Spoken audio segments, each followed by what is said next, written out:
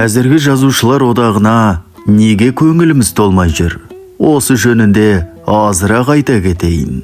Соңғы уақытта одақ үшін мен бір алапес құбыжық болдым. Мені одақ елеуден қалды.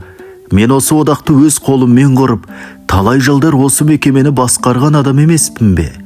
Қаншама адамға қол ұшымды беріп, жазушы болуына, одаққа келуіне көмектескен жоқпын ба?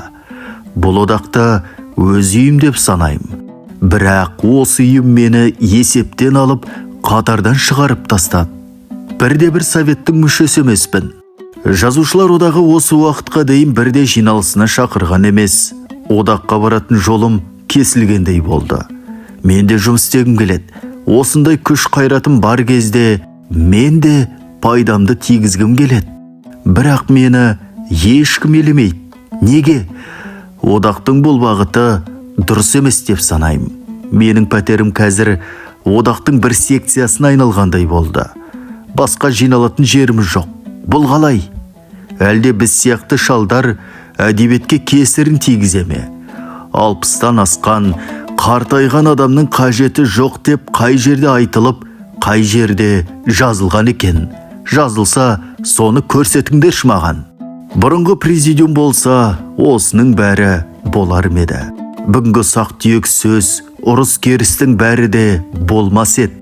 Одақтағы шаруаны баланың ісіне айналдырып жібердік. Қазіргі жетекшілеріміз әдебиет туралы қам жеудің орнына өзінің жайын, өзінің шаруасын көбірек ойлайтын болды. Егер бұдан былайда осы орындарында қалғыларың келсе, көп нәрсені ойланып, бағыттарыңды өзгертіп, жұмысты қайта құруларың керек. Егер бүгінгі таңда одақта жікшілдік топтар бар десек, сол топтың бірін Әнуар сен басқарып отырсың. Оның жарамайды. Осы халықтың басын біріктіретін сен емессің бе? Бізге әдебиет керек. Сіз бүгінгі сөзіңізде тарихи тақырып жайында ойыңызды білдірмедіңіз. Менің одаққа өкпем осы. Мен жапа шегіп, қиянат көрген адаммын. Одақтың кейбір жазушыларға деген көзқарасы, қатынасы дұрыс емес. Сіз адамдарды өзіңіздің субъекті жеке қатысыңыз арқылы бағалағыңыз келеді. Ол жарамайды. Енді Есенберлиннің романдары туралы айта кетейін. Ол кітаптарын тез шығаратыны сонша, тіпті оқып үлгере алмайсың. Өз басым кітаптарының бәрін оқып жүрмін. Есенберлин маған кітабын сыйлаған емес. Хан кенені орыс тілінде оқып шықтым. Әуезовтің пьесасымен үндес екен. Кітап біршама жаман жазылмаған. Кенесары бүкіл одақтық масштабта әшкереленген адам. Ол туралы қаулы осы уақытқа дейін бар күшін әлі жойған жоқ. Осыдан кейін мұндай кітаптың қалай жарық көргеніне қайран қалам. Тарихта екі Кенесары болған жоқ, біреу-ақ болған. Ендеше Қазақстан Компартиясының орталық комитеті бұл кітаптың шығуына неге рұқсат берді? Кенесарының әрекетіне көзқарас, қатынас біреу-ақ болу керек. Оның ісі, әрекеті Россияға жат, қарсы жүргізілді. Ал біздің орталық комитеттің қолдауымен осындай адам туралы кітап шығып отыр. Жұрт жабылып осы кітапты оқып жатыр. Біраз адамдар, студенттер, ұлтшылдық ұрандар көтеріп жүр. Біз хандарды мақтауға неге жол беріп отырмыз? Әрине, ескіні жазуға мен қарсы емеспін. Бірақ хандық құрылысты мадақтаудың қаншалық қажеті бар еді? Халықтардың арасын ашып, араздастырған, тарих әшкерелеген осы бір өлікті қайта тірілтудің қаншалық қажеті болды? Бұл кітап жастарға керісінше әсер етіп, ұлтшылдық сезімін өршіте түседі. Жазушының жалпы тарихқа көзқарасы дұрыс емес. Ал бұл жақсылыққа келмейді, зиянын тигізеді.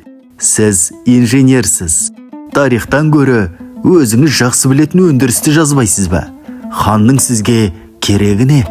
Енді одақ туралы бірер сөз. Бұрын осы шалдар жұмысымызға кесірін тигізіп жүр деп айтатынсыңдар. Әрине, бұрында одақта дау-талас болатын. Бірақ біз қанша айтыссақ та, талассақ та, бір-бірімізді сыйлайтынбыз. қадірлейтінбіз. Мен Әуезовпен қанша айтысып пікір таласына барсам да, оны тек сіз деп қана атайтынмын, әдеп сақтайтынмын. Ал қазіргілер бір-бірін жер қылуға бар. Мен Нұрпейісовті жақтай алмайым, кінәлаймын. Осының бәріне орталық комитеттің өзі кінәлі. Имашев, Есеналиев, Плотниковтер кінәлі. Орталық комитет осының бәрін көріп отырып үндемейді. Осылардың дауы немен бітерін күтіп отырған сияқты. Секретариаттың жұмысына да көңілім толмайды.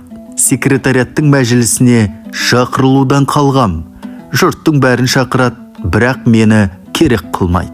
Осының өзі жікке бөліну емес пе? Жуырда Есенберлиннің романы талқыланған екен, мені оғанда шақырған жоқ. Бұл жолы да мен керексіз боп қалдым. Менің пікірім, одақты жаңартып, жұмысын жақсарту керек.